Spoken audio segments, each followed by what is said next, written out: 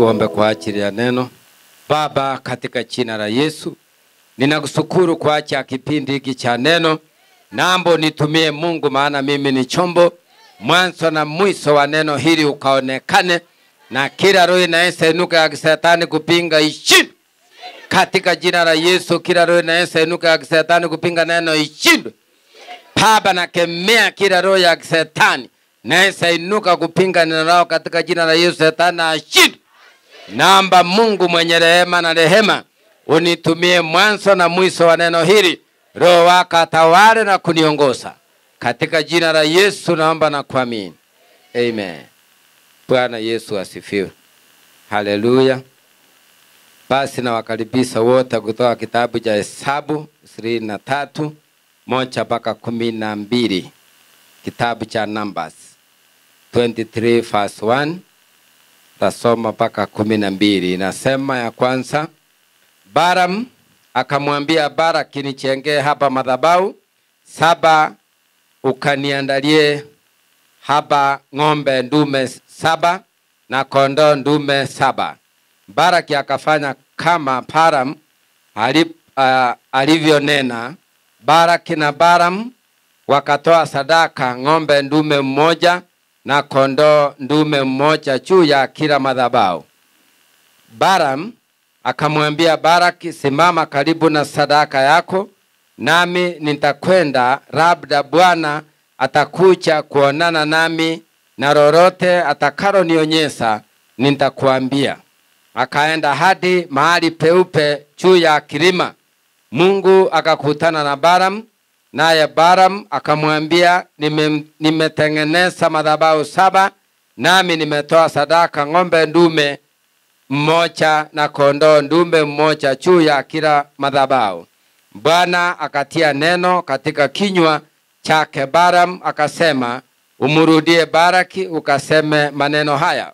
Akarudi kwake, na tazama, amesimama karibu na sadaka yake ya kuteketezwa, yeye na wakuu wote wa Moabu pamoja naye.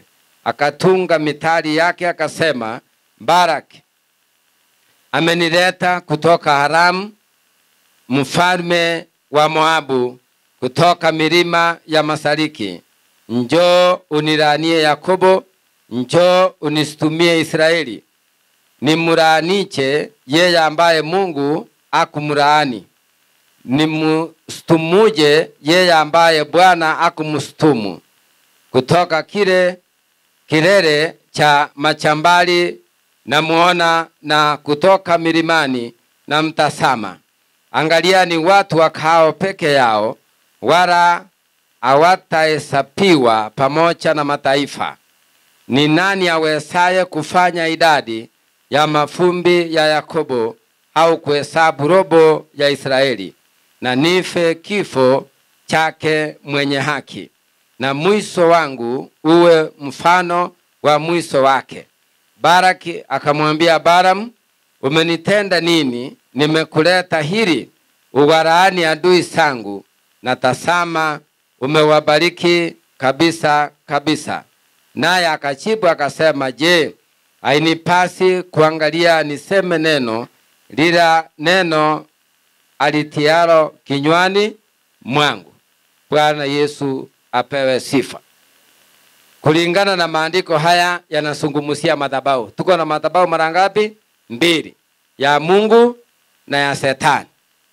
Bwana asifiwe. Basi kwa sababu huyu Balaki alikuwa na maadui, na yeye mwenyewe akachua hawa maadui, akienda achenge madhabahu, atoe gharama ya madhabahu, ili mtumishi wa Mungu ambaye Mungu anamsikia anaitwa Balaam awalaani wale maadui wakufe.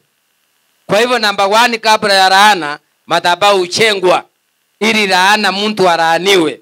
Lakini kulingana na maandiko haya, kuna watu si wa kulaaniwa. Tupe Yesu makofi. Bwana Yesu ainuliwe. Kuna watu sio wa kulaaniwa. Bwana Yesu apewe sifa. Kwa hivyo huyu Balaki, kwa sababu ya mali na kuona yeye ni mfalme, alifikiria ni rahisi ukiambia mtumishi wa Mungu laani huyu, anafanya hivyo. Lakini kulingana na neno hili, maandiko imesema alipomwambia chenga madhabahu, tunaona madhabahu ilichengwa 7 na kila madhabahu ilitolewa ng'ombe ndume mmoja na kondoo ndume mmoja. Madhabahu 7. Ya kwenu ni ngapi? Bwana asifiwe. Ya Baraki alichenga 7 arani wa Israeli, lakini Mungu alikataa. Bwana Yesu apewe sifa. Kwa hivyo wewe ukichua kusimama vizuri mbele za Mungu, watakulaani, lakini hiyo laana Mungu ataigeuza itakuwa baraka.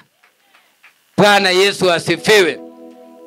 Maandiko yamesema Baraki alimpeleka mtumishi wa Mungu mpaka kwa mlima ili aone maadui vizuri baada ya madhabahu kuchengwa. Kwa hivyo inaata watu, inamaanisha madhabahu iko na gharama. Madhabahu iko na gharama. Ya Shetani iko na gharama, ya Mungu iko na gharama. Ndio maana maandiko inasema walio upande wa dunia, madhabahu ya dunia ya Shetani inawasikia. Bwana apewe sifa. Kwa hivyo wachawi dunia inawasikia. Madhabahu ya dunia inawasikia. Waganga vile vile madhabahu ya dunia inafanya nini? Inawasikia. Illuminati na devil worshipper wote, ile madhabahu ya kishetani ya dunia ya Lucifer na wafuasi wake inawasikia. Na ya Mungu, Wakristo wakiomba, madhabahu ya Mungu inawasikia. Sijui sasa wewe uko kwa madhabahu gani? Bwana asifiwe. Hawa Yakobo na hawa Israeli hawangeweza kulaaniwa, maana Mungu ako na agano na wao. Bwana Yesu apewe sifa. Unaposoma maandiko haya, inasema Musa akitumwa kwa Farao Misri ni kwa sababu walilia machozi. Machozi yale wao walifunja madhabahu ya utumwa na umaskini. Ndio Mungu akawafungua akasema, sasa na watuma penye nchi takatifu, nchi ambayo imejaa maziwa na asali. Kama sio yale maombi, asali ingetamkwa, maziwa ingetamkwa, lakini kwa sababu walifunja ile madhabahu ya utumwa, ile madhabahu iliyowatesa, madhabahu ya kutumika vibaya, wakalia machozi. Wakaamba, wakamaanisha, wakamwambia Mungu hatutaki hali hii tena, tunaomba tukumbuke. Ndio maana maandiko inasema Farao alipowakatalia Musa akamwambia, Mungu amenituma tuende kwa mlima tumutolee Mungu. Maana katika matoleo kuna nguvu, kuna mamlaka ya kutoa mtu kwa umaskini, kwa utajiri, na yeye achue Mungu ni nani. Bwana apewe sifa. Ndio maana maandiko imesema hapa, Balaam walipotoa katika ile madhabahu, yeye hakuomba, alisema kila mtu asimame kwa sadaka yake. Niende kando nimuulize Mungu kama atanifunulia neno juu yako na sadaka yako, na nirudi nikuambie. Bwana apewe sifa. Kwa hivyo ndio maana Waswahili walisema mkono mtupu haurambi. Na ukienda mbele ya Mungu, maandiko iko very clear. Hata Hana alipanda mlimani akamwambia Mungu, nataka nikitoka hapa ubadilishe maisha yangu, maana Penina amenitarau kwamba sina mtoto. Alitoa, akaomba, akachipiwa na Mungu akaonekana. Na hivyo ndivyo leo inatakikana tuombe hapa kwa hii madhabahu. Shetani atii katika jina la Yesu. Ili mahali unaenda mbele kama Mkristo, uwe Mkristo aliyekamilika. Uwe Mkristo anayesomesha watoto bila kung'ang'ana. Uwe Mkristo ambaye nyumba yake kufungwa sio rahisi. Maana walio upande wa Mungu ni wabarikiwa. Walio upande wa Mungu, Mungu anawasikia. Kwa hivyo tuombe Mungu na sisi atusikie.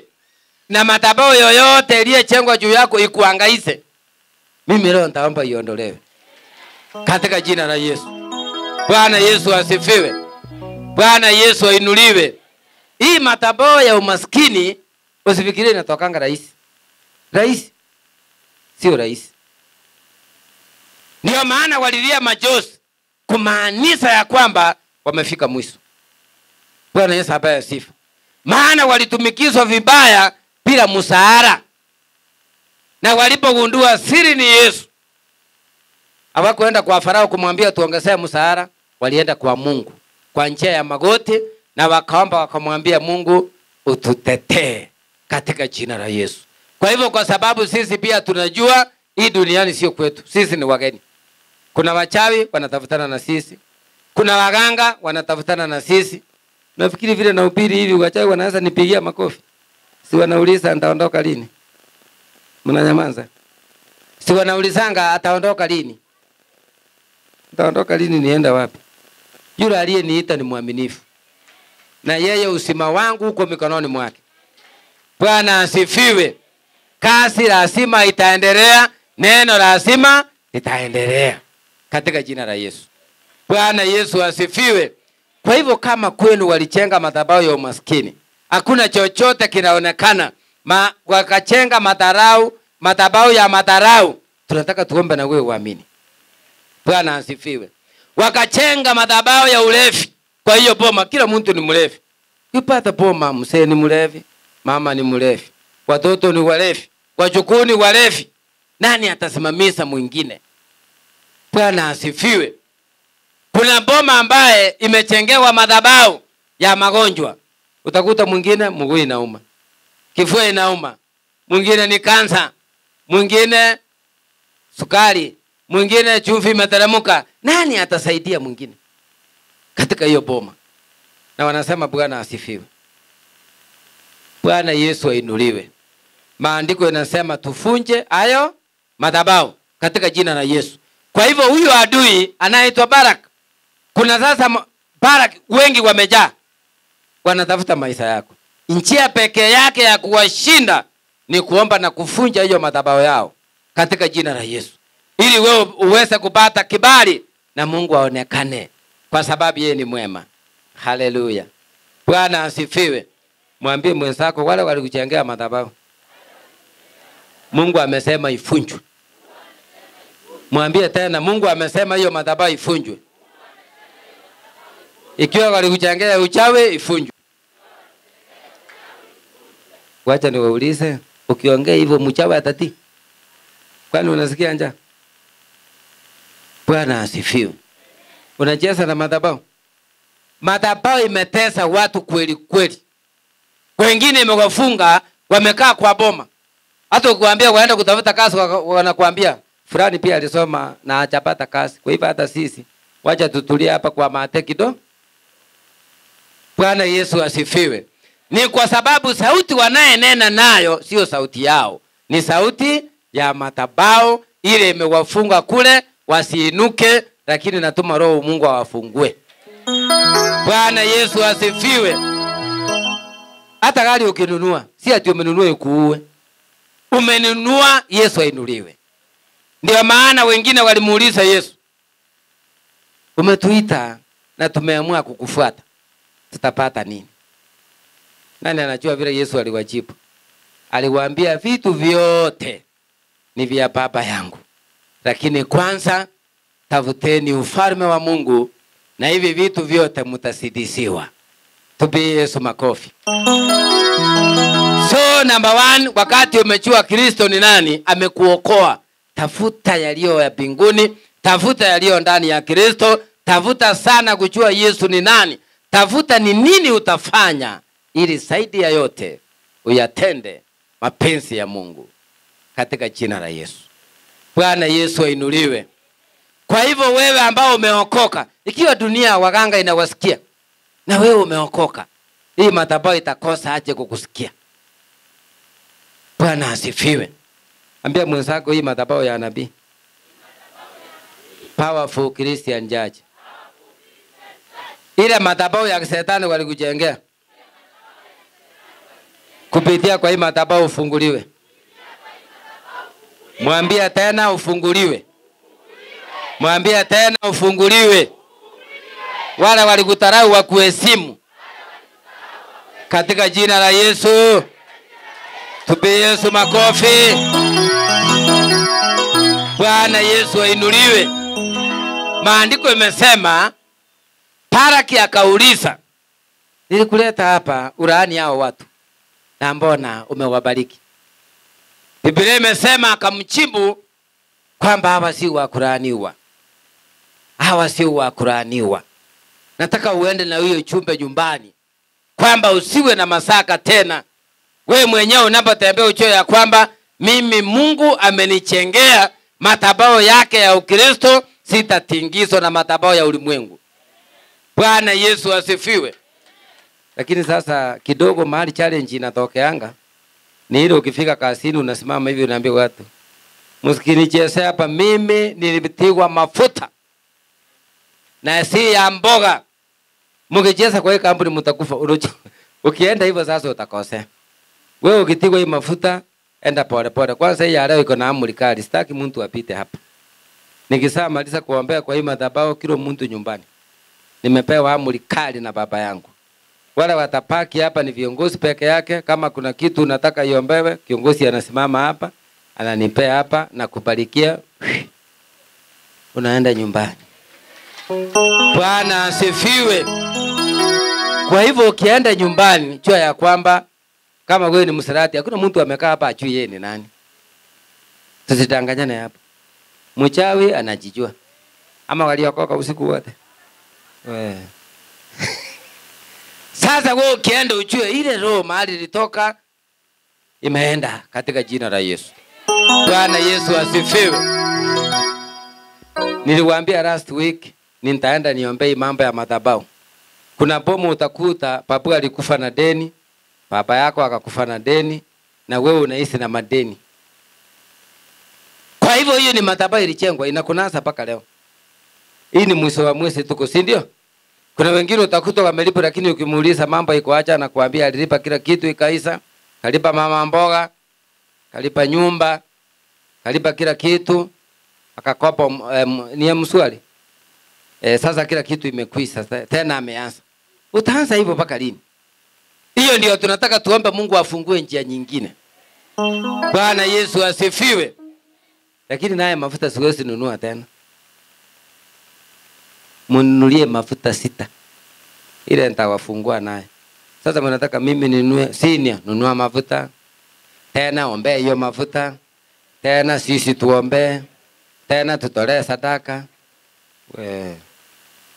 Baraki alitoa ng'ombe na kondoo. Na wewe samani ulipea mganga mbuzi mzima na 1,100. Niliambia mtu karoka paka nikamchekera, nikamwambia sasa wewe ni mwalimu. Mganga anakudanganya ati inama hivi iko kitu hapa anakutoa. Ati moja iko pande ni 1,100. Tena nakwambia fanya hivi tena. Tena hapa hiyo kitu ako naye kwa mfuko yake. Unajua wewe huko nyuma ni yeye. Anagusa huko anasema, alafu anakuanyana anamwambia tageuka. Hiyo ni 1,000 ngapi? 200. Alafu kanisani ukiambiwa, "Tarehe Mungu funja hii madhabahu," unasema, "Hii wachungaji ni kama wanataka pesa." Sisi tumebarikiwa. Ni neno linasema nikupee neno ujue njia ya Bwana. Mnanielewa? Mnanielewa?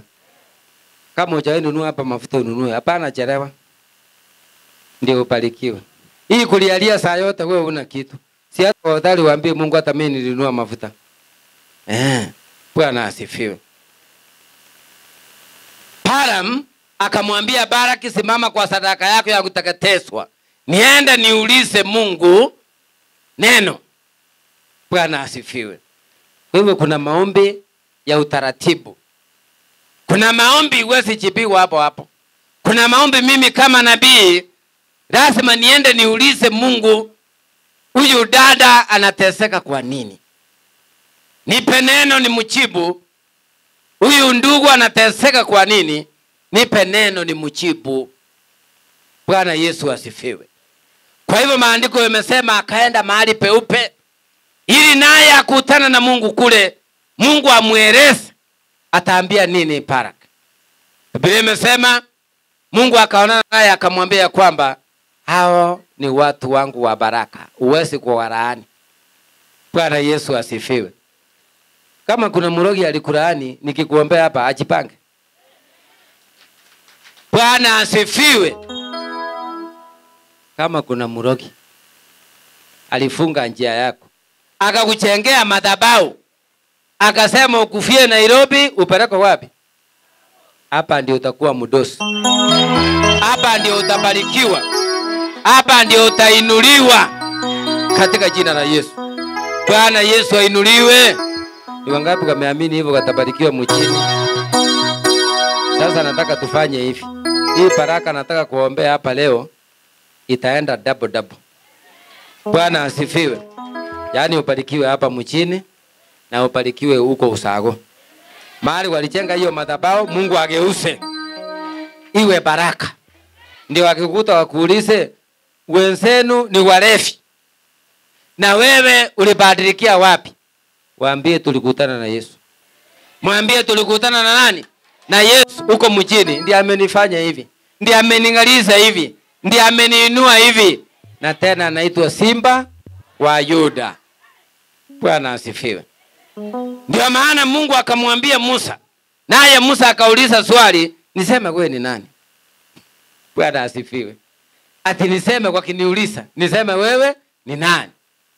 Mungu akamwambia nenda uambie mimi niko. Hata wewe ambia mwingine Yesu wako. Yesu wako. Na amesema atakubariki. Tupi Yesu makofi. Bwana Yesu apewe sifa. Hawa ni wafalme, mfalme wa Moabu na watu yake walisimama wakifikiria ile laana itaingia. Mungu akaisuia haikuingia. Na wewe imekutesa siku mingi. Si unaona vile imekutesa? Nafikiri umejiandaa. Si nilikwambia mapema? Tunaifunja leo katika jina la Yesu. Tunaifunja leo. Iko ile ya ndoa imenasa watu, awacha olewa miaka imeenda, awacha oa miaka imeenda. Sasa wewe ambia Mungu, laana ya ndoa, hiyo madhabahu ya ndoa ifunjike katika jina la Yesu. Amen. Hakuna kusimama tena. Haitasimama kwako tena katika jina la Yesu. Ili na wewe mahali unaenda, mambo ya zamani yaise. Hiyo ndoto mbaya iise. Hiyo kuona unafanya harusi peke yako, kwani harusi ni ya mtu peke yake. Hiyo ukiona hivyo ujue ni harusi ya Musa, na kuambia dunia imekukataa. Hiyo tunataka tuombe Mungu asimamishe hiyo mambo yote katika jina la Yesu. Na mahali popote ikiwa walifunga kisomo, Mungu soma kwenu vizuri. Tuombe Mungu afungue hata biashara ufanye na utakuwa mdosi. Utakuwa tajiri. Utatambulika. Utapata kibali katika jina la Yesu. Mwambie mwenzako chochote walifunga kupitia kwa madhabahu yao, madhabahu ya giza, Mungu amesema atakubariki. Mungu amesema atageuza hiyo madhabahu yao na itakuwa baraka kwako. Tupie Yesu makofi. Bwana Yesu asifiwe. Bwana Yesu ainuliwe. Nilipokutana na baba yangu wa kiroho mahali Mungu alinituma miaka ya zamani, aliniambia hivi, ndio wewe naona utahubiri miaka mingi. Bwana asifiwe. Naona utahubiri miaka mingi, lakini sasa kuna dawa moja. Mungu anasema lazima sasa uende ununue kitu. Hiyo ndio aliamrisha. Uende ununue kitu ikae kwa madhabahu na mimi nikuombee. Utatingizwa kamwe. Uweze kutingi? Na mimi nikatii nikafanya hivyo. Bwana apewe sifa. Na unajua ukitolea Mungu kufunja madhabahu itaki uwe na maswali ati hujatengeneza nywele. Unajua uko na balance, uko na karoni mahali kana kukula kichwa. Unaona ukiwa na hiyo maswali utaweza afadhali uache. Sababu haujarasimiswa ni neno. Mbia mwenzako ni neno. Na kufunja madhabahu ni uamuzi wa mtu. Ukikataa wewe kaa tu, hakuna maneno. Bwana asifiwe. Iendelee kukufinya. Siku ile itakufinya vizuri utakuja tu, utakuta mimi niko bado. Bwana Yesu asifiwe. Bwana Yesu ainuliwe. Haleluya. Kuna mama alitoka Meru akaambiwa nenda na pia anaombea kule Mukuru akuombee. Mama alipokuja akaniambia kuna watoto wake wawili wamekwama ng'ambo. Mmoja huko Uchina, alienda masomo amemaliza anafanya kazi hata simu apigi. Mwingine ako kwa wasungu huko anafanya kazi na ongei kitu. Wamekwama huko. Akaniambia sasa mtumishi, nifanye nini? Nikamwambia maandiko inasema ndio wakuamuliwe simamisia Mungu dhabihu. Sasa nataka utofautishe dhabihu na kufunja nini? Madhabahu. Madhabahu ni mambo ya ukoo. Na wale watoto walikwama kwa sababu walinenewa midomo michafu kwamba waende wasikumbuke wapi? Nyumbani. So hiyo ni laana. Bwana asifiwe. Na ndio wafunguliwe, mama yake akasimama na wao, akatoa dhabihu. Tukaomba Mungu. Haleluya. Aliponiambia mambo ya sambe inaleta shida miaka mingi, nikamwambia sasa hiyo ni madhabahu. Hiyo tutarudi sehemu hiyo wakati mwingine. Lakini yeye akaelewa. Hakuna kitu kizuri kama kuelewa the meaning of arithas. Bwana asifiwe. Alipoelewa, tulipomuomba Mungu, watoto wote walifunguliwa, wakaanza kupiga simu, wanauliza habari ya made, habari ya masiku, mpaka anasikiza ni wao ama hii ni cousin. Lakini anakuta ni wao. Ni sauti ya Mungu imeingia kati. Bwana apewe sifa. Bwana Yesu ainuliwe. Alipokuja tukaomba, Bwana akatenda jambo. Watoto wakafunguliwa.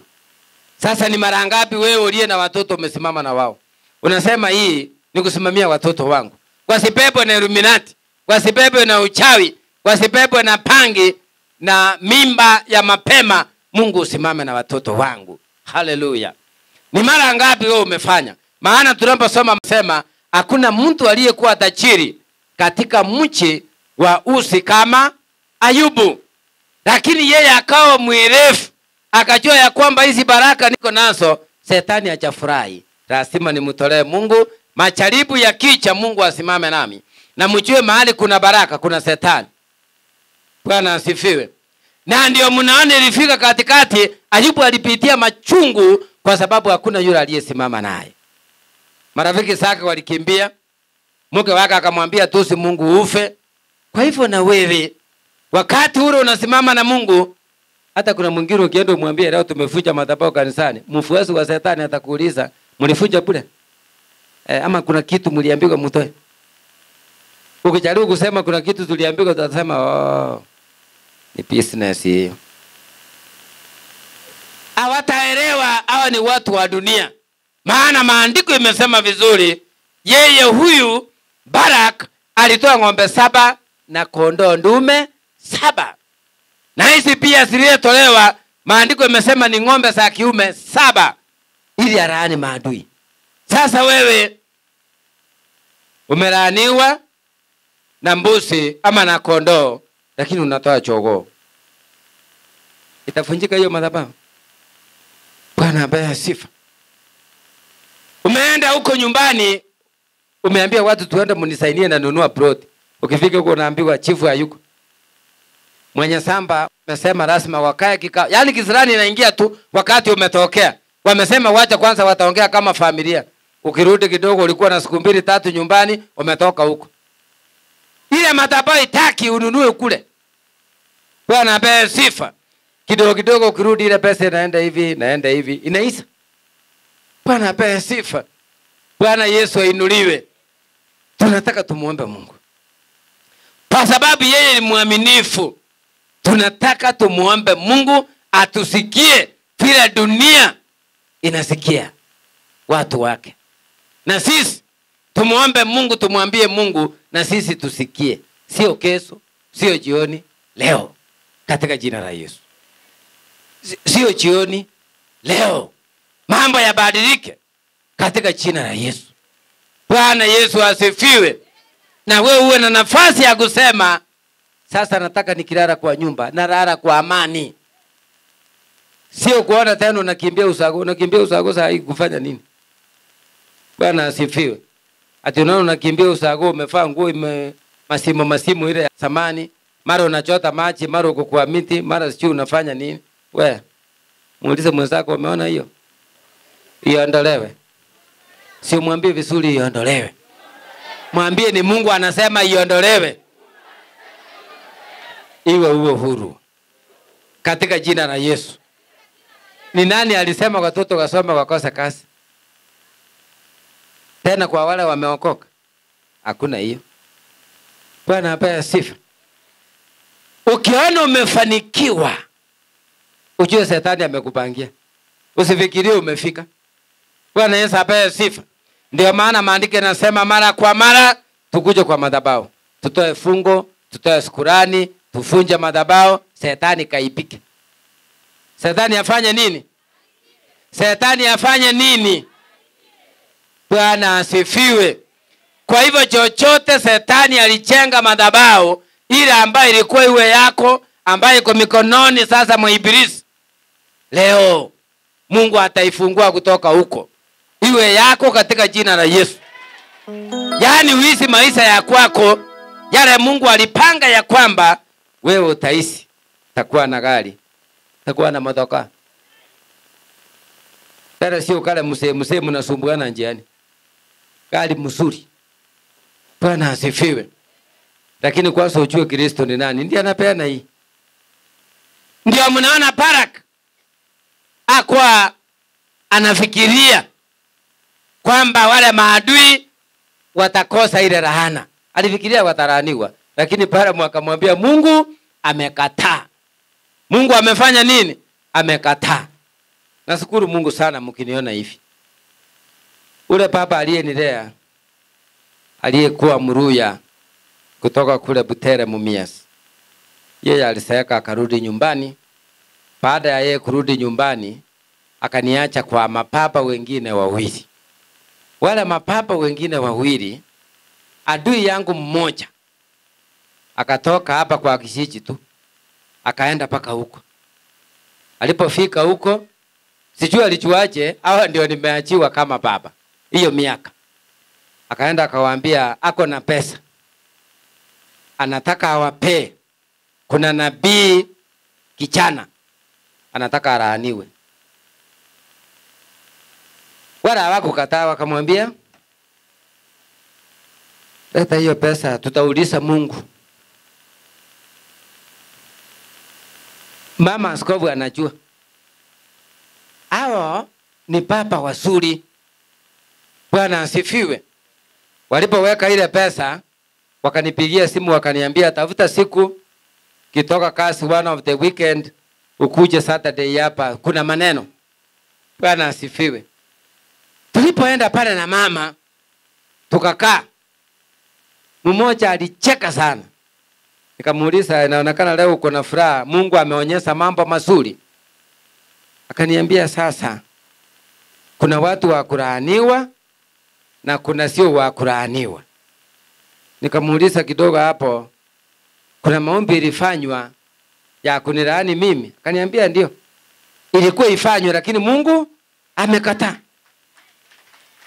Bwana Yesu asifiwe. Na wacha niwaambie, ukijua mwenye alienda kupeana pesa huko, utajua kwa hii dunia hakuna rafiki. Yaani Mungu akikufungua ujue ni nani. Utasanga. Utaamini macho yako. Bwana apewe sifa. Kwa hivyo yule papa aliyeniwaja na akaniambia kwamba nunua kitu, nikaenda nikanunua, na mimi nikaenda kwake kama baba yangu, nikatoa kitu kwake. Na nikamsimamia mpaka vile alirudi nyumbani. Bwana asifiwe. Na akaniombea maombi, akageuza maombi, maana sasa si yeye, imeenda kwa mwingine. Bwana asifiwe. Akaniambia hivi neno la mwisho nakumbuka, akaniambia sasa nimekuacha. Utahubiri na Mungu anakusikia. Lakini utapitia magumu. Lakini kwa haya magumu yule Mungu aliyekuita ndiye atakusimamia. Bwana apewe sifa. Ile atabiu niliyempea akainua hivi akasema unaona hii ndiye itakusimamia miaka yote hapa. Mimi nimeenda. Bwana asifiwe. Na kweli nilisimamia haraka. Maana yule adui alipeleka pesa nyingi, hata siwezi. Alipeleka pesa nyingi akasema huyu mumfanyie maombi ya kumuondoa haraka. Bwana asifiwe. Sasa waliponitajia ni fulani, nikasema okay, huyo ninajua kabisa, huyo ninamjua, sio mtu mzuri, aniombeangi mazuri. Bwana apewe sifa. Sasa niulize, kama mimi hivi mtu mpichi, yaani mtu mpichi na mna hii, mtu aende kutoa ili na mimi nilaaniwe. Na wewe unaonaje? Wewe ni mtu mkafu ama ni mpicha? Sasa kama wewe ni mkafu, unaonaje? Bwana apewe sifa. Ni nani atasimama akuibie siri? Wengine watamaa watakula pesa waseme tufanye ibada, na hiyo ibada itapita tu. Haitafanya kitu. Kwa maana maandiko yanasema laana yenye haina sababu haipingi mtu. Bwana apewe sifa. Lakini wale wakawa wazuri, wakaniambia kucha mtoto wetu, hapa kuna maneno. Na wakaniambia sasa mtu wa aina hii, na sisi pia tutaomba hivi na tuombe hivi. Nikamwambia sasa vile Mungu atawaongoza, omba tu hivyo. Ukimkuta leo ndio utajua ujui. Usipigane na mtumishi. Utaisa bora bora kama kipande ya sabuni. Sio kama unajua unaenda mbio. Bwana asifiwe. Kwa hivyo ukisikia mambo ya madhabahu, usifikirie ni kitu ya mchezo. Bwana Yesu apewe sifa. Inaweza fanya ukwame, unataka kuinuka unasuswa, unaenda unachukua passport unasema unaenda ng'ambo inaseeka. Mara mingi mumeona hapa tukiomba, mapepo inapiga kelele nasema tulikanyagia passport, tulikanyagia passport. Paka kitambulisho. Unaweza kuwa na kitambulisho imepotea hata mara ine unashindwa. Nani aliniibia kitambulisho? Ukienda ukifanya process yote ukichukua ingine, unakuja kuikuta kwa nyumba kona fulani. Unashindwa Shetani ashindwe. Bwana asifiwe. Kwa hivyo katika haya maandiko ni vizuri na wewe uliokoka umuulize Mungu, neema yangu iko wapi? Haleluya. Mimi neema yangu iko wapi? Ndio maana waliuliza Yesu. Akina Petero, akina Mathayo na Yohana wakauliza tutapata nini baada ya kukufuata? Akawaambia Yesu, kuna mengi niko nayo, lakini kwanza tafuta ufalme. Sasa wewe umetafuta ufalme. Wewe umeokoka. Lakini vitu vile vya baraka ya Mungu iko wapi? Bwana asifiwe. Hiyo iko wapi? Ile ambayo ni ya Mungu. Nataka muone hii mambo vizuri. Najua watu wa mataifa, niliwaambia hapa siku moja nikisafiri kutoka mahali nikapanda basi. Kuna wale wahubiri wa kuhubiri kwa basi. Mhubiri mmoja akaingia ndani ya basi atuhubirie. Mzee mwingine amevaa suti smart na tai anaanza kusema, hawa ni wale wa kutaka sadaka. Nikaona nikiwa nimekaa hapa kumbe tunatarauliwa hivi. Nikavumilia tu. Sasa yule mhubiri akahubiri. Alafu akawa anaambia wengine hapo, mnaona akimaliza atamalizia kuitiza sadaka? Ana hapo fitina. Na sijui hao watu wako hapa ama wanaishi pipeline. Sijajua vizuri kama waliokoka wote. Akaweka msenee kwa gari kabisa. Na akasema sasa muone. Alikuwa anafanya hivi. Ati muone. Unaona hiyo kiatu? Ona vile imelala. Ona. Anaambia wengine ona. Na ni mzee, nikasindo kama ni mama. Angefanya nini? Bwana asifiwe. Mwisho wake akaomba sadaka, na mimi nikajua vile huyu anajojea, maana maandiko yanasema tubariki kazi ya Mungu, mimi nitatoa. Na yule mtumishi akaomba akasema, nimewafunika wote mlioamini. Hakusema nimewafunika wote na damu ya Yesu. Akasema nimewafunika wote na damu ya Yesu mlioamini. Bwana asifiwe. Na akasema mbarikiwe wale mliotoa kwa ajili ya kazi ya Mungu. Akamaliza yeye, akakaa. Mahali alienda kusukia akasu. Neema ya mtu ni ya mtu. Wakati amesuka na neema yake ameenda, sijui dereva alilala ama ni Mungu alitaka akaongeze ule mwenye alikuwa na neno lake. Kwenda mbele kidogo tulikuta pambu kubwa. Na unajua tuko kwa basi. Ikaenda hivi. Na yule mwenye alipinga alikuwa hivi. Si mnaona vile basi iko kachuma kamerara hivi.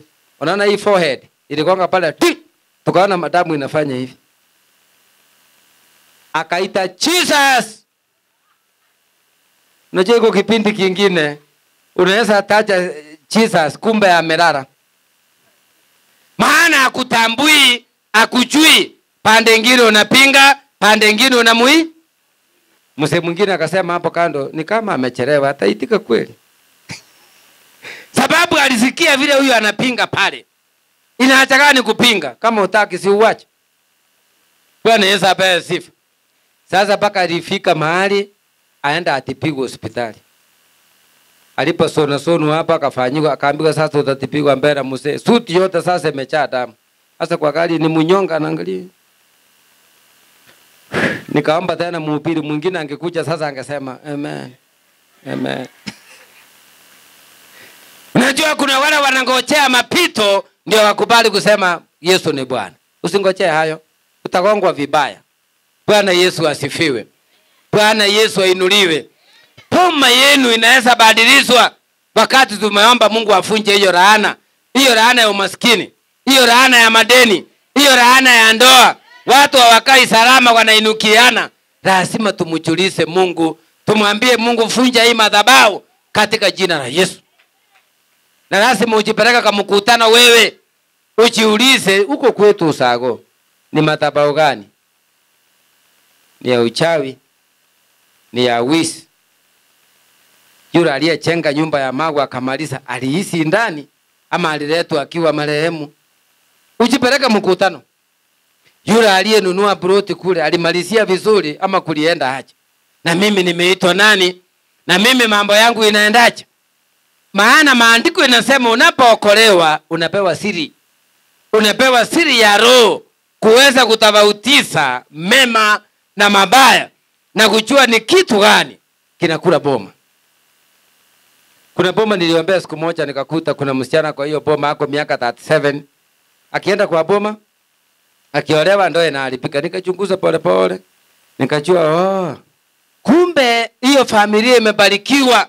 Manduu wote wa hiyo boma wamebarikiwa, wanafanya kazi mbalimbali. Walienda wakaleta dawa ya kitui, wakamfunga hapo. Ndiye akienda kwake arudi hapo awe mtumwa. Sikumwambia ni mandugu zake. Unajua angekasirika sana. Nikamwambia nitakuombea Mungu. Ile dawa ilikufunga hapa, akaniuliza utatoa? Mwambia sitoi, nitakuombea Mungu atoe. Na wewe ufunguliwe. Bwana asifiwe. Pala nikaomba maombi. Na nikamwambia kuanzia leo ndoa yako imefunguliwa. Bwana asifiwe. Akaniambia tulifundishwa zamani tukikutana na mtumishi wa Mungu tusimwache hivyo. Unaweza niruhusu nikutolee sadaka ili na mimi nibarikiwe? Mwenzako unaweza fanya hivi? Bwana Yesu asifiwe. Na aliponipea ile hivi kusika kwa mkono, mara moja akapiga magoti akaniambia naomba sasa uniwekelee tena mkono. Niko na watoto hapa, yule mume tutakutana naye anikubali mimi. Anikubali mimi. Alafu wewe ukatanganya ati mtoto mmoja ni wanti yako. Ni wanti yako. Sasa baadaye umeleta vita kwa ndoa. Baadaye ndio unasema yule mtoto, lakini askofu unaweza omba yule mtoto ndio akubaliwe. Mbona hukusema mapema? Yule hakuficha, aliniambia ukweli, niko na watoto wawili na ninaomba Mungu anipe mtu yule atanielewa. Bwana asifiwe.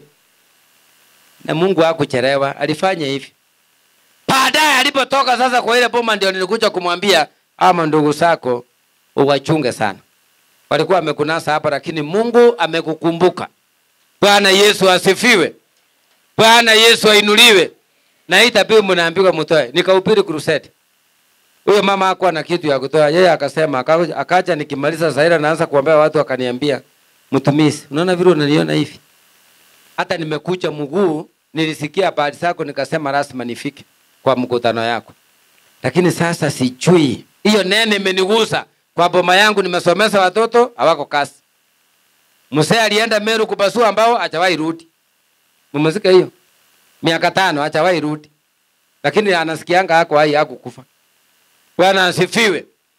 Akaniambia sasa sina chochote, lakini ninaomba hii sweta niko naye hapa, nitoe hapa iombewe inisimamie.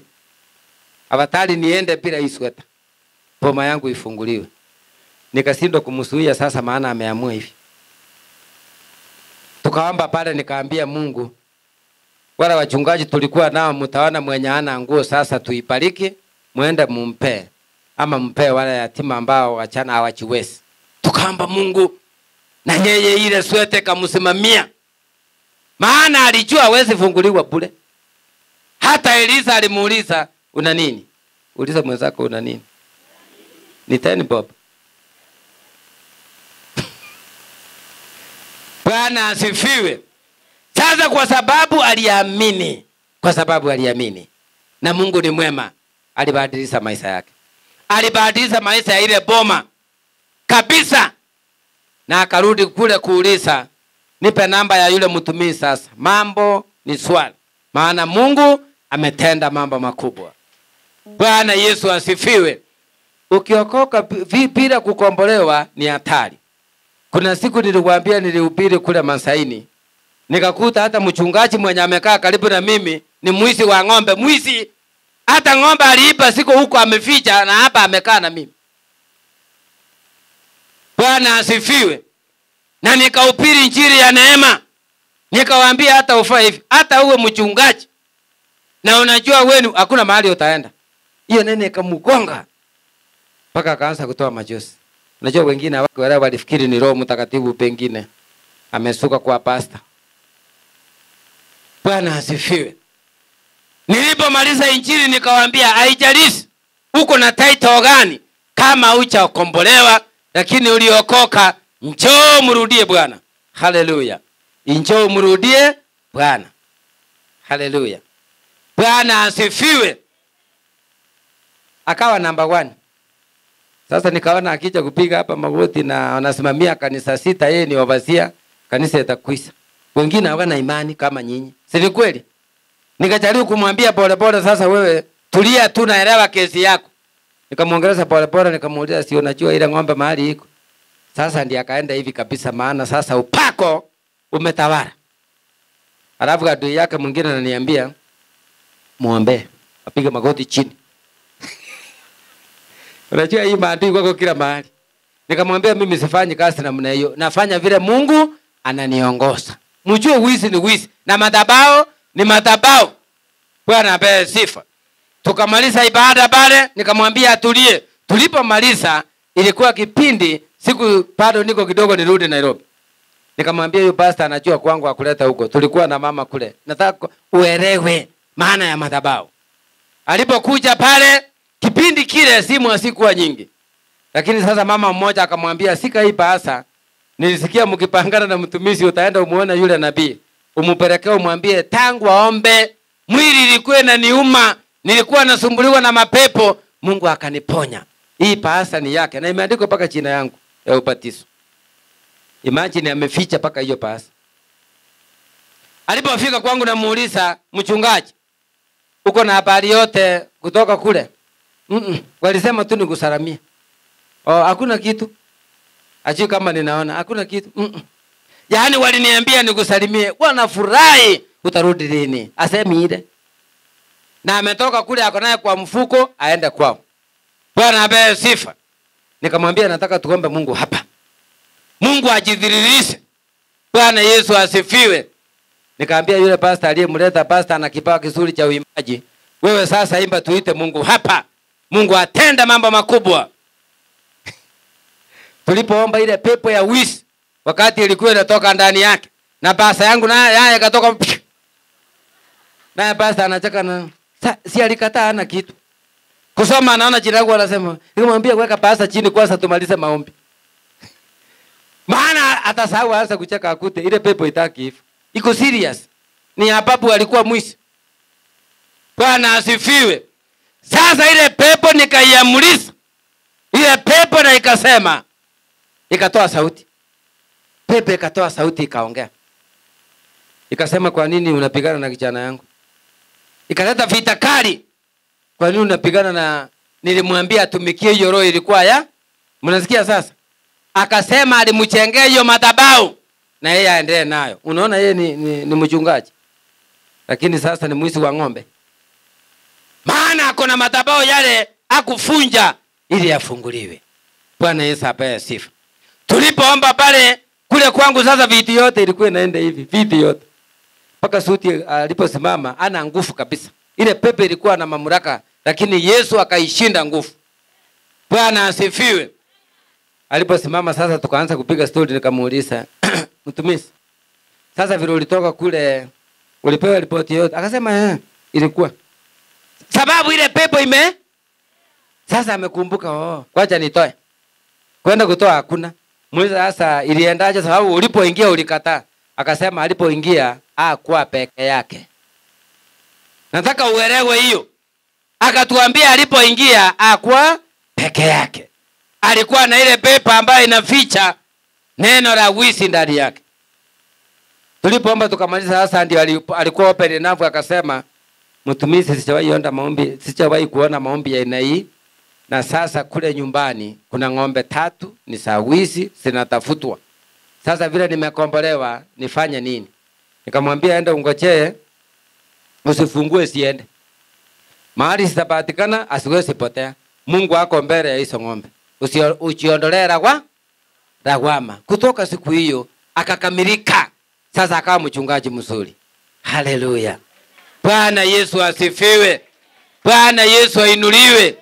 Madhabahu yale yanakutesa ambao uliokoka, lakini upande mwingine Mungu amesema iondolewe. Bwana Yesu asifiwe. Kama ni ya usalati iondolewe, kama ni ya kuharibu ndoa za wengine iondolewe, kama ni ya uchawi iondolewe, kama ni ya umasikini iondolewe, kama ni madhabahu ya madeni iondolewe. Bwana Yesu asifiwe. Kama kweli mnafuga ng'ombe inakataa, tuombe hiyo madhabahu ifunjike. Ndio mleta ng'ombe mzuri ya maziwa yenye iko na faida, sio kale ka glasi moja. Iko kwenu ya glasi moja. Bwana asifiwe. Hiyo ya glasi moja si niliwaambia hiyo ikufangi haraka. Kanajua kuvumilia. Lakini hakana faida. Kanaleta umaskini. Hata watoto watasipa maziwa. Lakini ukikamua na chikasa kana kusumbua. Paka jirani anajua, sasa anakamua. Leta hii ya kisungu, iko kisungu ukigusa kidogo maziwa inakuja peke yake. Lakini wachawi wapendi hiyo, kileta ujipange. Bwana Yesu asifiwe. Madhabahu ya kifo iondolewe katika jina la Yesu. Watu wanakufa mapema wanaenda wapi? Hiyo ni pepo imewakalia. Uliza mwenzako, ulipiga baba yako na mama? Ulijijengea madhabahu? Muulize, ulinyang'anya mwingine bwana yake? Si umuongeleze tena.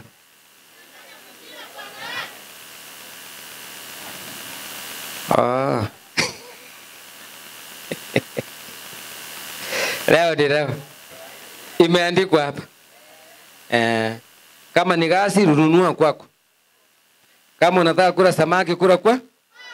Si kwamba ati yule mwingine anajua kupiga msuli, si ufundi. Unajua niliombea msee mwingine mtu mkubwa kwa serikali.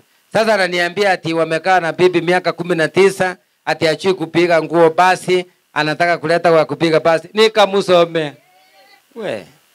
Mwambie hiyo miaka 19 yote hukuona achui kupiga basi. Mfundishe basi. Achue kupiga nini? Basi. Huyo mwingine utaleta atakunyoa, utashangaa. Utanyolewa paka macho itatopolewa. Utaona mbali. Utanyolewa kila kitu. Kwa hivyo ni vizuri utengeneza wa kwako. Na watoto kasoma vizuri. Umalize vizuri. Bwana asifiwe. Haleluya. Na wamama na nyinyi peleka wasee pole pole. Wacha kuwapeleka kama gari ya mosi. Gari ya mosi iko na breki. Bwana Yesu asifiwe. Mimi kuna kitu nilichukia, nikaambia Mungu usinitume sasa kwa manyumba ya watu. Siku moja nikiwa nasimamia hapa Imara ikichengwa hiyo fira, mnaona fira franga, nilikuwa foreman hapo miaka ya zamani. Tukamaliza kazi, wale watu wangu wa mkono tukasema wacha tutaramuke hivi. Mmoja akaniambia, mkubwa situingie hapa. Hata nikaona nilikosea kuingia hapa. Kuingia tukikaa hivi kidogo, bibi yake akaingia. Atusalimii, napita. Kaenda akakaa. Kidogo mzee anamuuliza, usalimii wageni? Naona mko salama. Nikaona hapa iko hatari. Kidogo bibi akaongeza. Tena ubebe vibuyu, uende ulete maji, masaa inaisha. Nikaona hapa sasa ni hatari. Nikapiga burani vile nitatoka hapo. Wanajua ni maandiko yanasema mahali utakaribishwa, ujipange utoke. Bwana asifiwe. Nikaambia mzee sasa, si unajua tumetoka kazi. Na mimi naenda kupanga kwangu na wewe si ujipange. Unajua sasa hiyo majipiesiano ni ya vita hiyo. Na hapa sasa nitasimama nisema Mungu ubariki nyumba. Hapana, nilitoka bila kuomba. Sababu sasa kukaa hapo na hiyo dalili kuna hatari. Lakini najua wamama wa hapa wako hivyo. Si wameokoka? Wa hapa wako sawa. Hebu niona wala hawafanyi hivyo.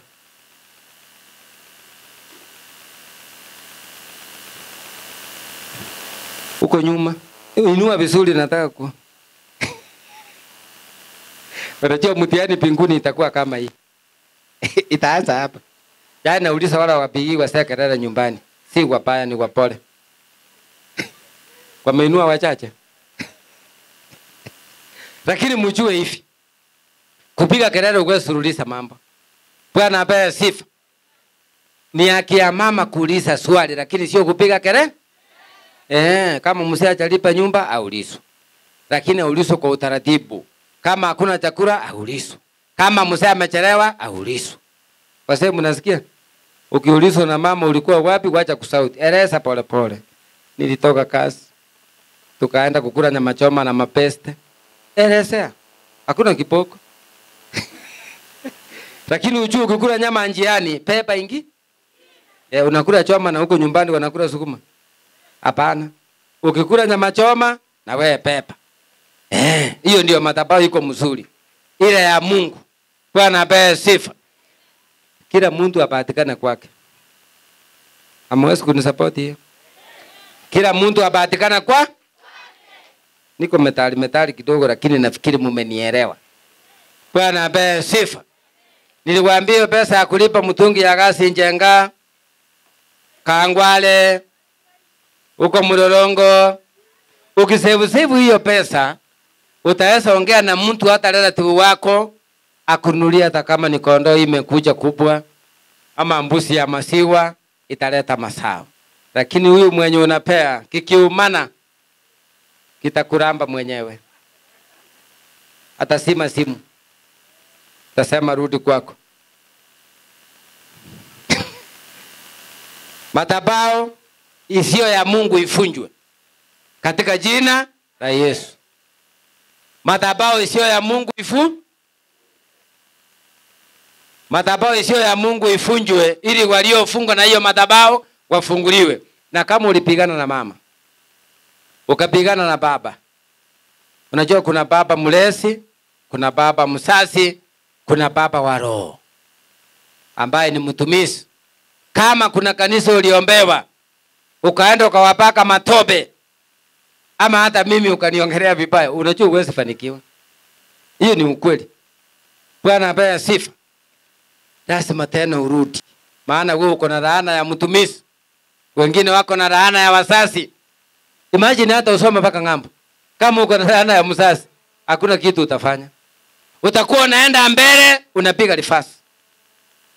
Bwana asifiwe. Na laana uweze kufunjwa na shilingi 100 ama 200. Hiyo itakuwa shetani kana kuchekelea hivi. Anasema ni huyu waachana naye, nitamuonyesha. Bwana apewe sifa. Kuna uzito wa kuondoa madhabahu ya giza. Ndio Yesu watawale. Ndio Yesu aonekane. Na wewe utaniswa na baraka za Ibrahim na Isaka na hata Yakobo. Waliotangulia na wakabarikiwa. Maana walitii. Maandiko yanasema walipotii, Mungu alisema umetii, sasa nitakubariki. Na nyinyi mubarikiwe. Na wale mmenunua mafuta mubarikiwe. Mungu awaongezee neema. Unajua mafuta nikikuombea naye leo mahali utapita, watashangaa wewe umefanyiwa dedication, wewe ni pastor. Usiongee. Usifanye nini? Wewe enda tu. Nani ataenda hivyo bila kuongea? Tusidanganyane. Kama unajua utaongea usiinue mkono. Najua wengine hapa ni wasuri sana lakini unanichezea. Bwana asifiwe. Hii mafuta ni upako, nitaiwekea mikono na nitakuombea magonjwa iondoke. Walie kulaani, hiyo laani igeuzwe iwe baraka katika jina la Yesu.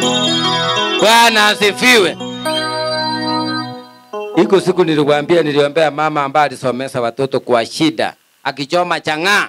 Watoto wakasoma vizuri, wakamaliza, wakagraduate, lakini kazi ikakosa. Nilipouliza Mungu, nani alifanya makosa?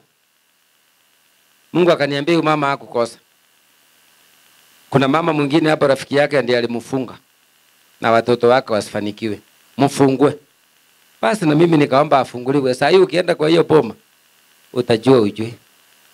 Hiyo boma imeng'ara. Imechengwa vizuri.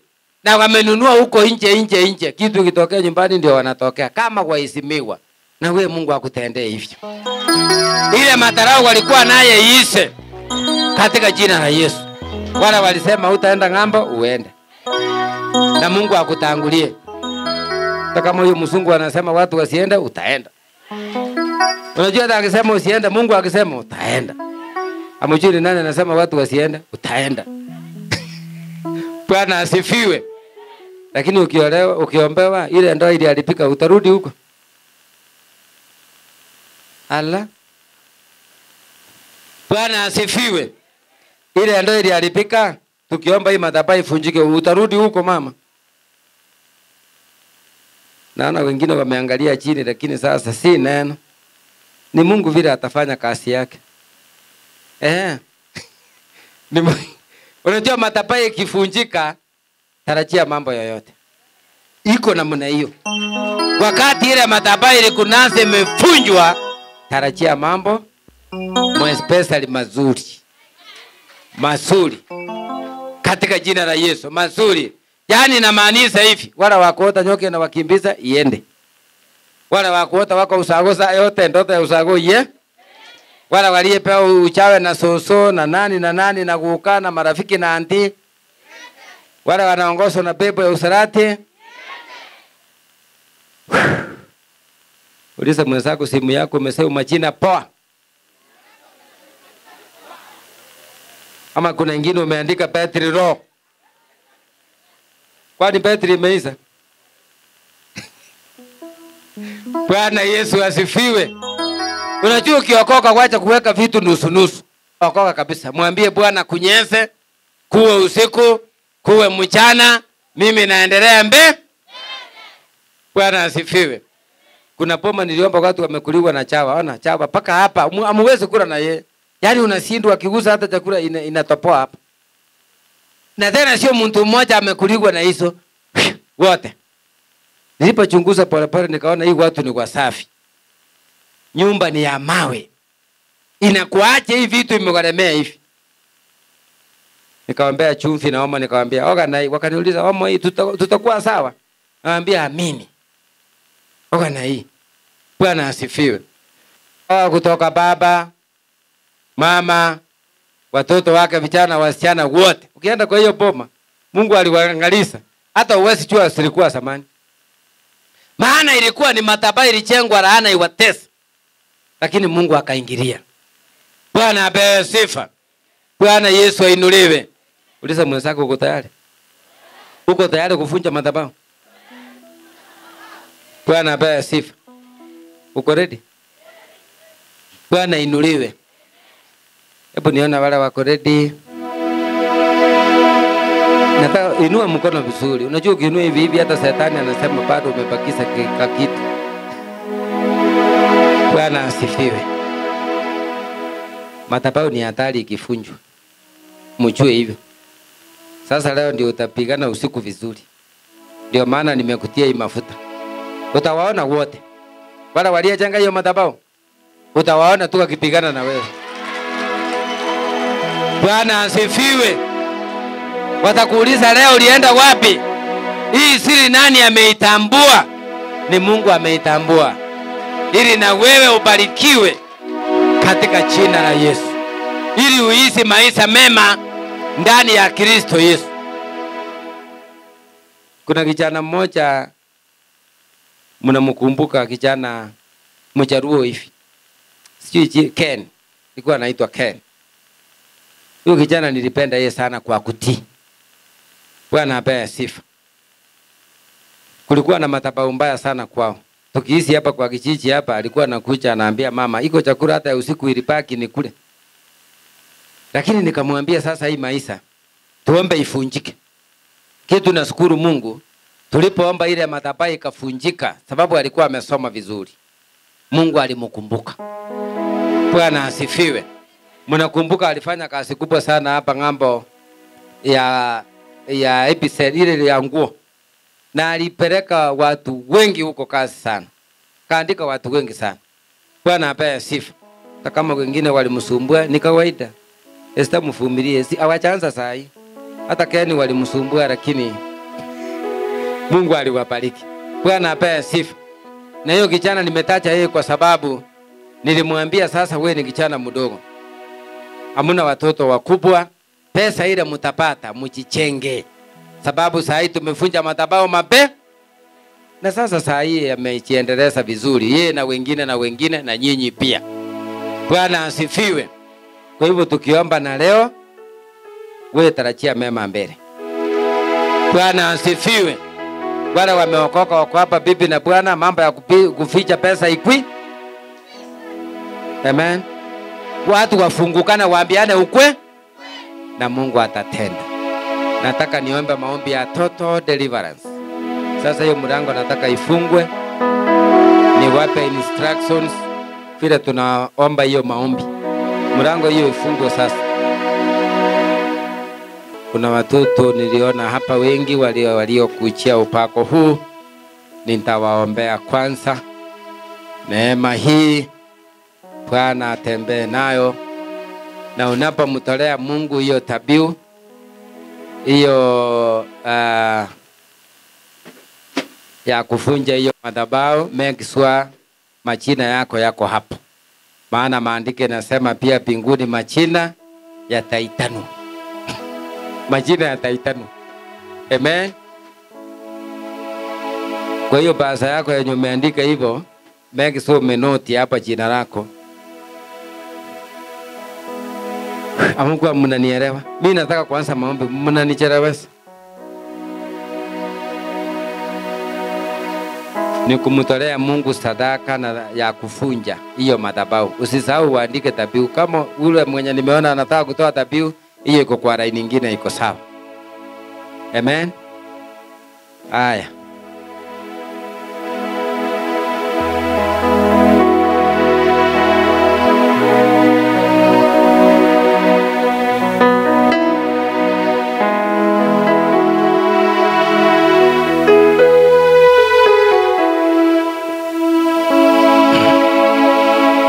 Tunaanza hii maombi sasa. Tusimame sote tu.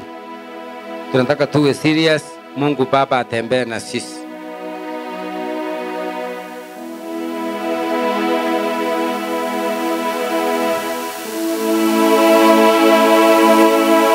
Munitolee hii.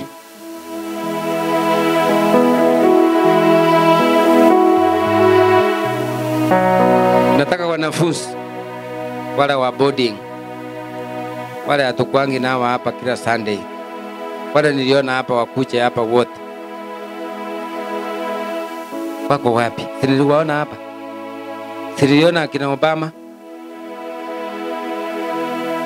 Lucas. Mkuje haraka.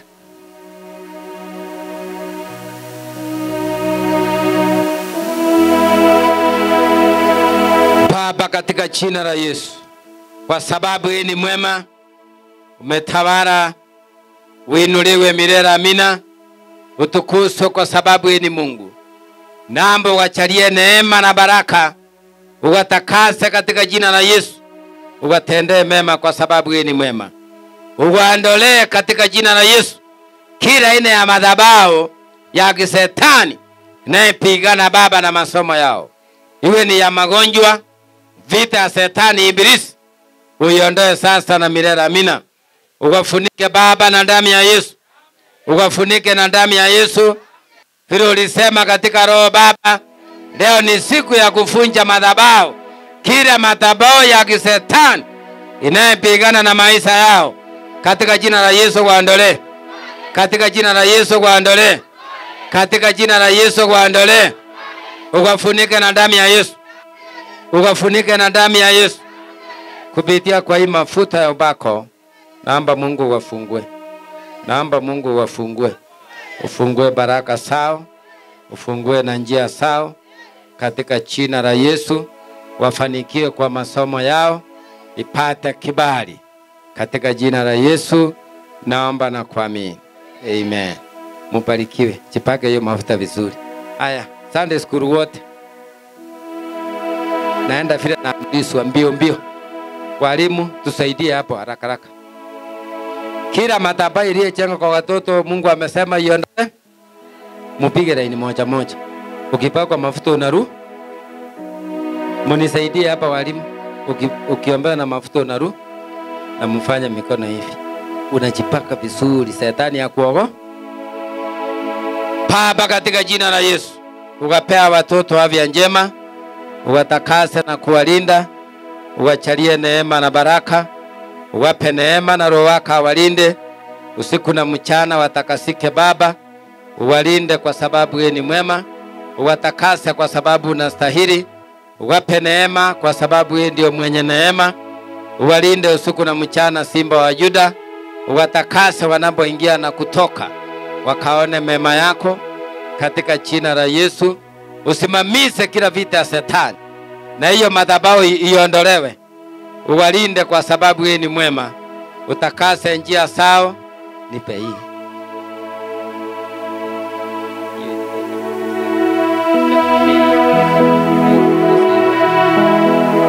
Baba katika jina la Yesu. Uondoe kila madhabahu ya Shetani kwao. Uondoe hiyo madhabahu. Uondoe kila aina ya madhabahu. Uondoe katika jina la Yesu. Uondoe Mungu mwenye rehema na hata nehema. Madhabahu iondolewe. Madhabahu ya Shetani iondolewe. Katika jina la Yesu Kristo. Kila aina ya madhabahu iondolewe. Uwatakase na kuwalinda usiku na mchana. Uondoe vita na magonjwa kwao. Munaenda hivi. Enda hivi.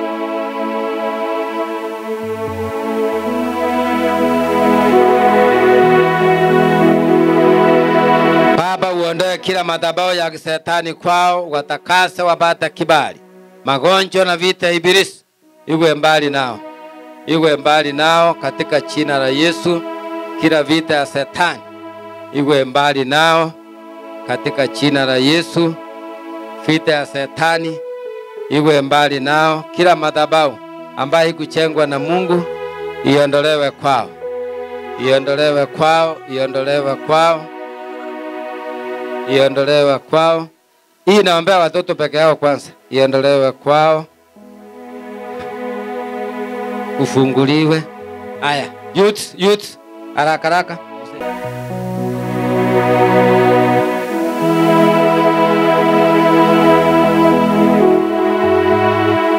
Wako wapi wana youth?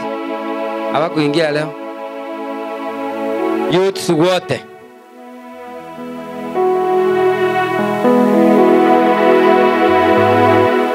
Baba katika jina la Yesu. Msifunge mikono, nafanya hivi. Naomba Mungu mwenye rehema na Mungu mwenye huruma. Watakase wote wana youth hawa. Wape neema na kibali kwa sababu yeye ni Mungu. Usiwache wapotee. Wape neema na kibali. Na kila nguvu za giza zinayopigana na maisha yao uondolee sasa na milele. Amina. Naomba Mungu kwa sababu yeye ni mwema, uwafungulie mema, wapate kibali cha mafanikio. Kila madhabahu ya Shetani kutoka maeneo yote ambao wametoka iwe mbali nao sasa na milele. Amina. Iwe mbali nao sasa na milele. Amina. Wafanikiwe katika njia zao. Kila kifungo ya ibilisi Mungu Baba uiondoe. Madhabahu ya Shetani isimame. Katika jina la Yesu. Katika jina la Yesu. Katika jina la Yesu. Achilia. Nipa hiyo ingine. Achilia neema na baraka katika jina la Yesu. Achilia neema na baraka katika jina la Yesu. Funja kila madhabahu katika jina la Yesu. Kila madhabahu ifunjike yote. Simama. Toa hiyo pale. Kila madhabahu ifunjike, wafunguliwe katika jina la Yesu. Kila madhabahu ifunjike na wafunguliwe. Haya, viongozi wote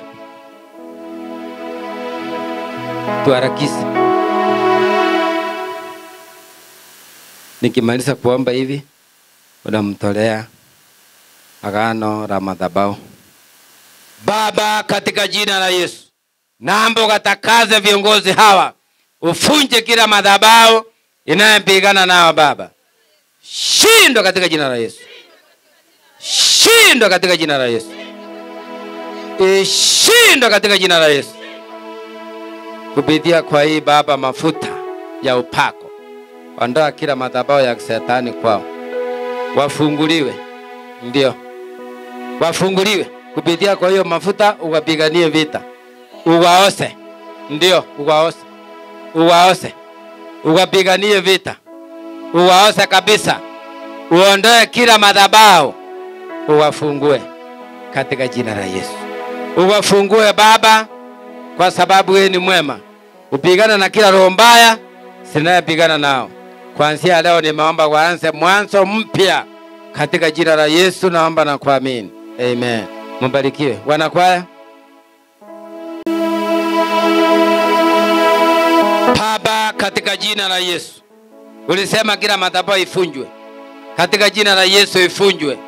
Madhabahu ya laana, madhabahu ya magonjwa, madhabahu ya vita iondolewe. Iondolewe. Iondolewe. Iondolewe. Iondolewe. Iondolewe. Iondolewe. Mungu awabariki. Wengine haraka haraka. Tuko na mbio sana.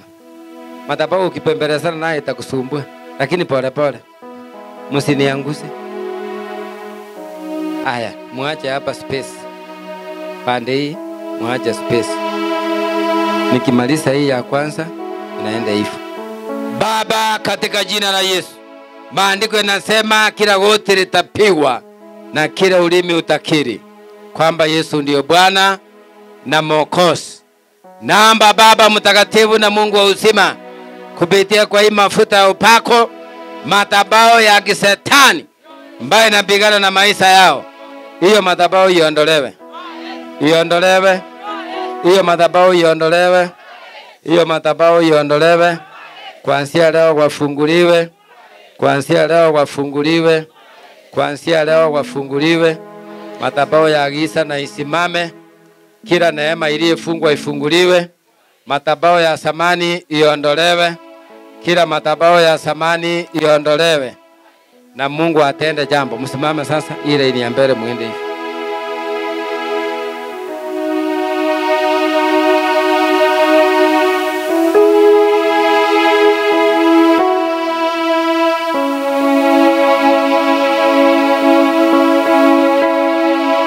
Baba, katika jina la Yesu, kila madhabahu ya magonjwa iondolewe.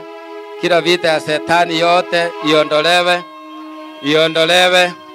Iondolewe. Iondolewe. Kila madhabahu ya Shetani iondolewe. Neema iliyofungwa nimeomba ifunguliwe. Kila neema iliyofungwa ifunguliwe.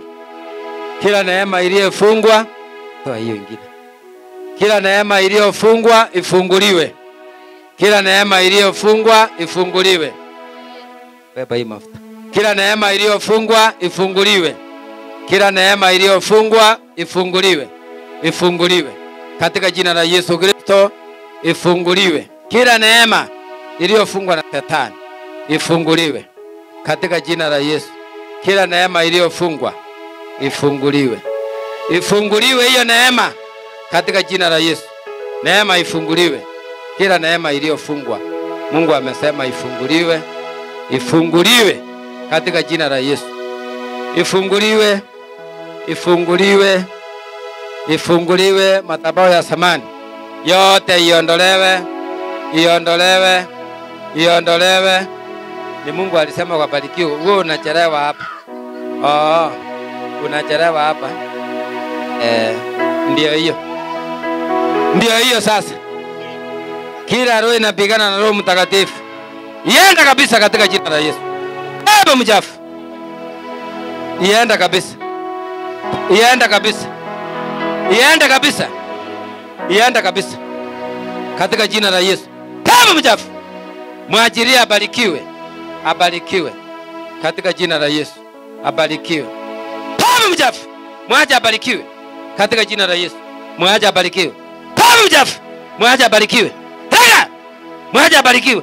Pepo mchafu. Na kuamuru katika jina la Yesu. Mwache abarikiwe. Mwache katika jina la Yesu. Mwache.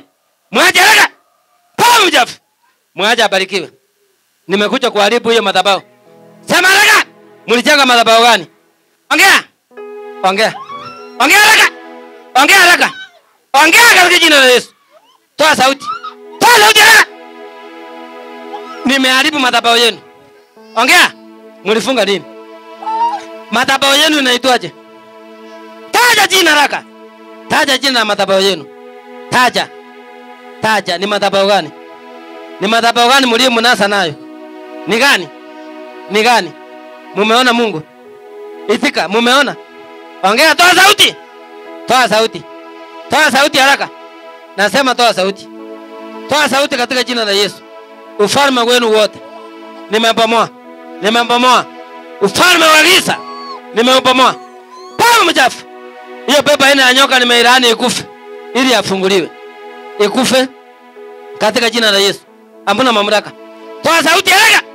Pepo bubu. Pepo bubu na kuamuru. Pepo bubu katika jina la Yesu. Pepo bubu na kuamuru katika jina la Yesu. Mwachilie madhabahu ya ndoa. Nimeibomoa. Nimeibomoa. Nyinyi ni akina nani? Ni akina nani nyinyi? Nyinyi ni akina nani? Ongea haraka. Ongea. Baba katika jina la Yesu. Hiyo madhabahu nimeiosa kabisa. Nimeiosa kabisa. Katika jina la Yesu. Umefunga nini? Umefunga nini? Madhabahu gani inaongea hapa? Madhabahu ya masomo. Mlifunga kwake ama kwa watoto? Kwake na kwao. Mungu alisema leo wafunguliwe. Wafunguliwe. Wafunguliwe. Ndio hiyo. Wafunguliwe. Hiyo madhabahu ya magonjwa na operation. Pepo mchafu. Pepo mchafu ya operation na magonjwa. Pepo mchafu na kuamuru katika jina la Yesu. Pepo mchafu. Mwachilie. Mwachilie haraka. Mwachilie. Nimekuja kuharibu ufalme wako. Ufalme wako katika jina la Yesu. Katika jina la Yesu. Ufalme wako umebomolewa. Ufalme wa giza umebomolewa. Ienda kabisa. Hiyo pepo ya magonjwa katika jina la Yesu. Baba Mungu mwenye rehema, uondoe vifungo, uondoe mateso, uondoe laana, uondoe kila vifungo katika jina la Yesu. Waliofungwa Baba, waishi katika hali ya mateso. Wewe ndio Mungu unayewafungua, unayewapa neema mpya katika jina la Yesu. Mwachilie. Mwachilie. Sema haraka. Madhabahu mlijenga ni madhabahu gani? Bwana amesema wafunguliwe. Taja madhabahu yako. Taja madhabahu yako. Taja madhabahu. Taja madhabahu yako. Ongea haraka. Ongea. Madhabahu yako ni gani? Madhabahu yako ni gani? Ongea haraka. Katika jina la Yesu. Madhabahu yako ni gani? Madhabahu yako ni gani? Ya magonjwa. Mungu amesema iende. Magonjwa. Madhabahu ya magonjwa iende. Iende kabisa. Katika jina la Yesu. Baba katika jina la Yesu. Ondoa mateso, ondoa vifungo katika jina la Yesu. Ondoa kabisa. Ondoa vifungo. Ondoa hizo laana zote. Ondoa mapepo na majini. Ondoa mateso Baba. Ondoa vifungo katika jina la Yesu. Ondoa mateso Mungu mwenye rehema. Kwa sababu hii ni Bwana. Mutatii.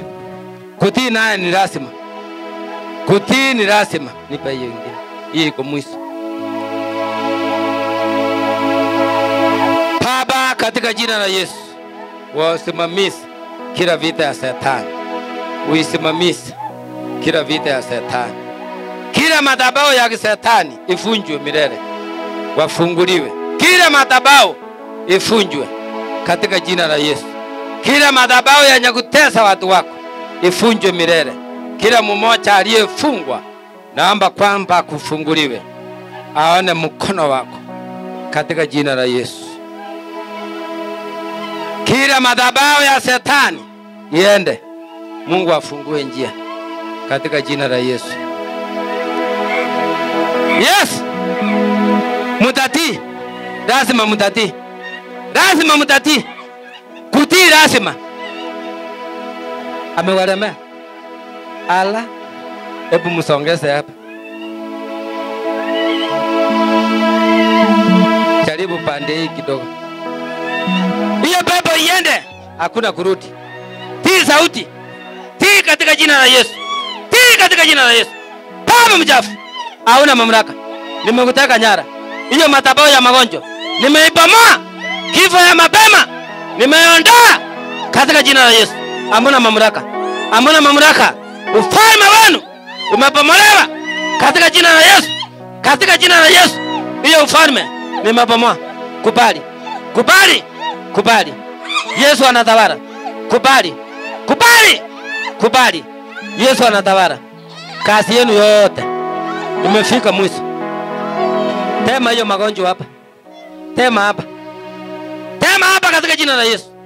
Tema magonjwa yako yote hapa. Tema yote hapa. Tema magonjwa yote chini katika jina la Yesu. Magonjwa yote chini. Kila madhabahu ya magonjwa nimeibomoa yote. Hawe huru katika jina la Yesu. Hawe huru katika jina la Yesu. Hiyo madhabahu mliyomchanganya magonjwa kwa tumbo nimeibomoa. Nimeibomoa yote katika jina la Yesu. Katika jina la Yesu. Sema mmekubali. Kubali. Kubali. Mko wangapi? Mko 10. Mlijenga madhabahu ina ngapi? Ya kwanza?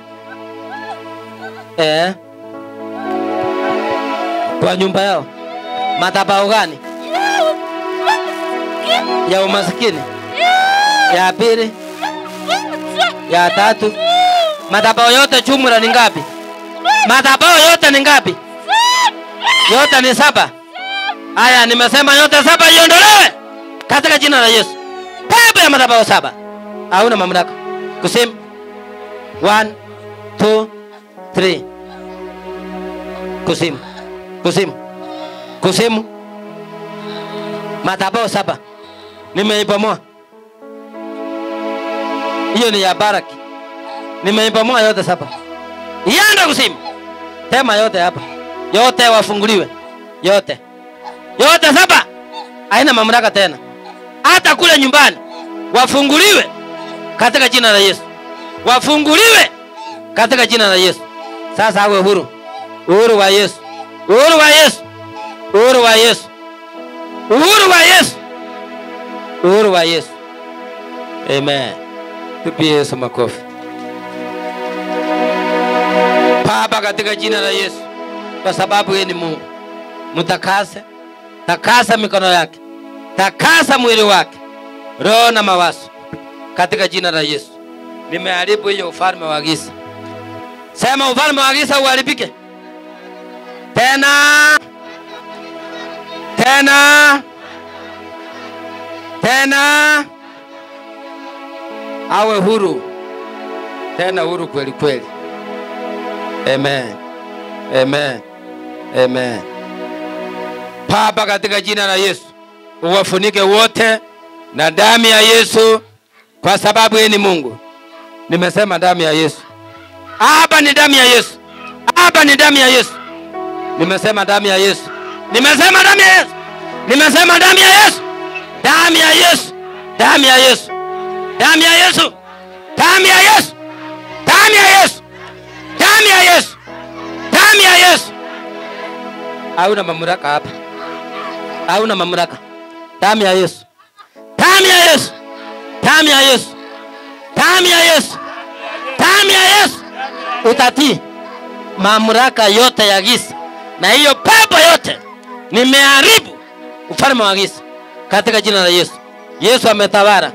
Yesu ametawala. Yesu ametawala. Yesu ametawala. Yesu ametawala. Yesu ametawala. Yesu ametawala katika jina la Yesu. Hiyo vita ya Shetani ifike mwisho. Ifike mwisho. Ifike mwisho.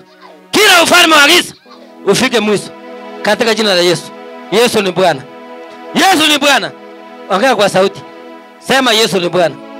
Sema tena. Sema tena. Sema tena. Nimekuja kukutesa. Sema tena. Sema Yesu ni Bwana. Ongea tena. Yesu ni Bwana. Ulikuwa unapinga nini? Wasijenge. Hawana nyumba. Hawana nyumba ya maana. Sasa Mungu amewakumbuka na amefungua njia. Mungu amefungua njia. Hiyo madhabahu yenu yote imeenda milele. Yesu ametawala. Amen. Kuna wale walikuwa hawajaombewa. Walikuwa wameisha. Bwana kuamini. Amen. Barikiwa. Haya, mwenye anatoa dhabihu. Baba, katika jina la Yesu, naomba umfunike katika na damu ya Yesu. Utakaze dhabihu ambayo anasimamisha mbele zako Jehova. Ibada kibali kwa sababu yeye ni Mungu. Uinuliwe Baba, utukuzwe Jehova kwa sababu yeye ni Mungu. Pokea sifa, pokea utukufu katika jina la Yesu. Fungua masomo yake na njia zake Baba, umupe afya njema na maisha marefu. Umuinue kimasomo, wachawi waliopigana naye washindwe. Mungu kupitia kwa upako huu wa mafuta, umufungue na umuchalie neema katika jina la Yesu naomba na kuamini. Amen. Amen. Barikiwa. Nakushukuru Mungu Baba mwenye rehema na Mungu mwenye uweli, kwa sababu ya matoleo Baba ambao tumetoa mbele zako, ili Bwana Mungu wa rehema, matoleo haya kufunja madhabahu Mungu onekane. Kwa hii Baba maagano ya kufunja kila madhabahu ambayo imetesa watu wako Baba, naomba kwamba katika jina la Yesu wafunguliwe mjini, wafunguliwe kwa ndoa, wafunguliwe kwa ajili ya biashara, wafunguliwe kwa ofisi Baba, wafunguliwe katika roho kukujua kwamba wewe ndio Kristo. Kila vifungo uondolee, kila mitego ya Shetani uondolee. Wale wachawi waliopigana na wao, naomba utume moto juu yao. Naomba sasa utume moto juu yao. Naomba sasa utume moto kwa kila madhabahu iliyojengwa. Kiwa ni madhabahu ya uchawi iondolewe, kiwa ni ya uganga iondolewe, kiwa ni ya umasikini iondolewe, kiwa ni ya usharati iondolewe, ikiwa ni ya uganga iondolewe, ikiwa ni ya kufunga masomo iondolewe, ikiwa ni ya kifo iondolewe. Baba naomba uonekane. Kristo uonekane. Kristo uonekane. Utakase hii matoleo Baba. Kila mmoja aliyesimama na kutoa ili afunguliwe. Mungu Baba, kwa imani yule mama mjana alifunguliwa. Bori tarabosaya. Ile laana Baba ya baraka iligeuzwa ikawa Baba. Ile laana iligeuzwa ikawa Baba. Ile laana iligeuzwa ikawa baraka. Ikawa baraka. Ikawa baraka Baba. Ikawa baraka Jehova. Ikawa baraka Rabi. Yoyote aliyelaaniwa sasa tukisa roho wa kuuza. Geuza Baba, geuza. Geuza hiyo madhabahu. Madhabahu ya laana. Geuza Baba. Geuza Kristo. Geuza umasikini. Geuza Baba. Geuza magonjwa. Geuza kansa Baba. Geuza Baba. Geuza Rabi. Geuza Baba. Geuza mabaya. Geuza madhabahu. Madhabahu ya Shetani. Madhabahu ya Shetani. Madhabahu ya madeni. Madhabahu ya madeni. Yote iondolewe. Iondolewe. Iondolewe. Iondolewe.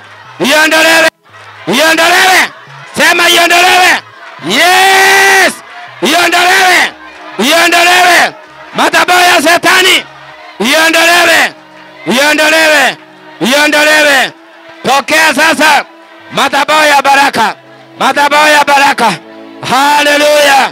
Hallelujah. Hallelujah. Hallelujah. Pokea sasa madhabahu ya baraka. Madhabahu ya ushindi. Madhabahu ya kuinuliwa. Mungu awainue. Kwa ndoa muinuliwe. Kwa biashara muinuliwe. Kwa roho muinuliwe. Kwa kazi muinuliwe. Asema Bwana. Oribai. Santara bosigarabai. Nenge Yesu rade. Pabarebai. Pabarebai. Pabarebai. Pabarebai. Santara bogoraragai. Kansa iondolewe. HIV iondolewe. Iondolewe. Iondolewe. Magonjwa ya Shetani. Magonjwa ya kifo. Iondolewe milele. Yesu tawale. Haleluya. Borita saida. Nenge Yesu rebai. Kila baraka iliyofungwa imefunguliwa. Imefunguliwa. Imefunguliwa. Imefunguliwa. Ana Yesu ametamaraki. Ametawala. Amepigana vita. Wale wachawi wote waliyepigana na nyinyi, Bwana anapigana na wao. Kila madhabahu waliyechenga imepomolewa. Imepomolewa. Hiyo madhabahu Bwana amepomoa. Bwana awainue. Bwana awabariki. Mungu wa Yakobo awatendee mema katika jina la Yesu. Mkono wake wa neema uwainue. Uwainue. Muone neema. Mabaya ya Shetani yaende yasirudi tena. Borita satara bosaya. Nenge Yesu ribaganta saidarekai. Utukuzwe Baba. Wewe ni Mungu. Umejaa rehema. Kila njia iliyofungwa ufungulie kila mmoja. Ufungulie kila mmoja. Usimamishe maovu, ndoto mbaya zote, maovu yote ya Shetani. Uisimamishe Baba. Uisimamishe Baba. Uisimamishe Baba. Uisimamishe Baba. Inua mikono yote juu. Mwambie Bwana Yesu, mtumishi wako ameniombea na mimi nimeamini. Nikutanishe sasa. Nikutanishe sasa. Halai, nikutanishe sasa. Nikutanishe sasa. Na baraka zako, na baraka zako, na baraka zako. Mungu wa mbinguni, nikutanishe sasa na baraka zako. Mimi ni mbarikiwa. Mimi ni mbarikiwa. Mimi ni mbarikiwa. Sante Baba kwa sababu umetenda. Pokea sifa, pokea utukufu. Wabariki wote wa mbali na karibu katika jina la Yesu naomba na kuamini. Amen. Amen. Tupie Yesu makofi. Amen. Amen. Haya, yale matoleo mengine yatolewe. Tusaidie ile nini hapa.